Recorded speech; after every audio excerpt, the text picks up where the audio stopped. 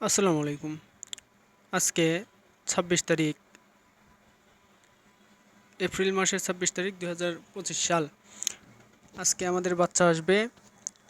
আমরা নাহার গ্রুপের বাচ্চা নিচ্ছি। তো বাচ্চা আসবে সন্ধ্যার পর। আমরা আগেই বুডিং কমপ্লিট করার চেষ্টা করতেছি। মোটামুটি বুডারে তুষ ঢেলে দিয়েছি, এগুলো সমান করে দিব এবং পেপার যেগুলো আছে পেপার দিতে হয়, সেই পেপারগুলো বাচ্চা দেওয়ার আগে দিব। যখন বাচ্চা ছাড়বো তার আগে দিব। মোটামুটি তুষগুলো হাত দিয়ে পা দিয়ে সবভাবেই ছড়িয়ে দেওয়ার চেষ্টা করতেছি, যেমন যতটা সমান করে দেওয়া সম্ভব সমান করে দিচ্ছি। আসলে গরমের দিন একটু পাতলা করেই তুষ দেওয়া উচিত, তাই অল্প করেই দিয়ে দিয়েছি। মোটামুটি প্রায় ৩ ঘন্টা পর আমাদের বাচ্চা এসেছে। বুডারে বাচ্চা দেওয়ার আগে আমরা পানি মেপে নিচ্ছিলাম। ৫ লিটার পানি তুলে নিয়েছি।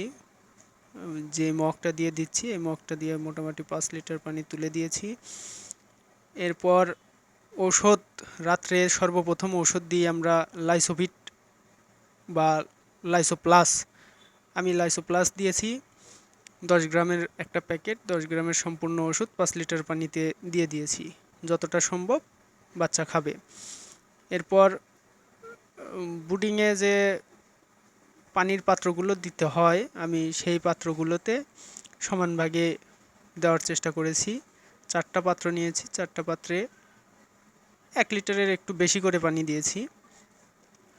এরপরে সবগুলোই বুডিংয়ে রেখে দেব, তারপরে বাচ্চা ছাড়ব।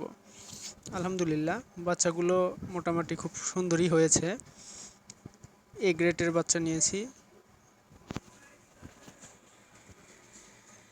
পানি ৫ লিটার পানি ২০০ বাচ্চা খাবে না, তারপরেও দিয়েছি, ডোজ যেন বেশি না হয়, তাই মোটামুটি স্বাভাবিকভাবেই দিয়ে দিয়েছি।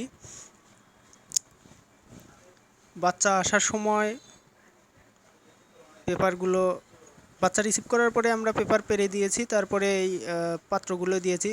পুরো বুডিংয়ে আমরা ৪টা পাত্র দিয়েছি। এরপরে বাচ্চা, নাহার গ্রুপের বাচ্চা ছেড়ে দিলাম বুডিংয়ে। দেখতেই পাচ্ছেন বাচ্চাগুলো খুবই সুন্দর বাচ্চা হয়েছে। এখানে সর্বমোট বাচ্চা আছে ২০০ পিস, প্রত্যেকটা কার্টনে ৪০ পিস করে। সবগুলো বাচ্চা দেওয়ার পরে এই বাচ্চাগুলো প্রায় ১ ঘন্টার মতো শুধু এই পানিই খাবে। আমরা সর্বপ্রথমে এই পানি খেতে দিই, দেখতে পাচ্ছেন কত সুন্দর পানি খাচ্ছে। সবগুলো পাত্র থেকে এরা পানি খাবে। পানি ১ ঘন্টা পর্যন্ত আমরা কোনো খাবার দেব না। ১ ঘন্টা পর পেপারের উপর খাবার ছিটিয়ে দেব, তারপরে বাদবাকি আগামীকাল সকালে আমরা এই পেপার চেঞ্জ করে দেব।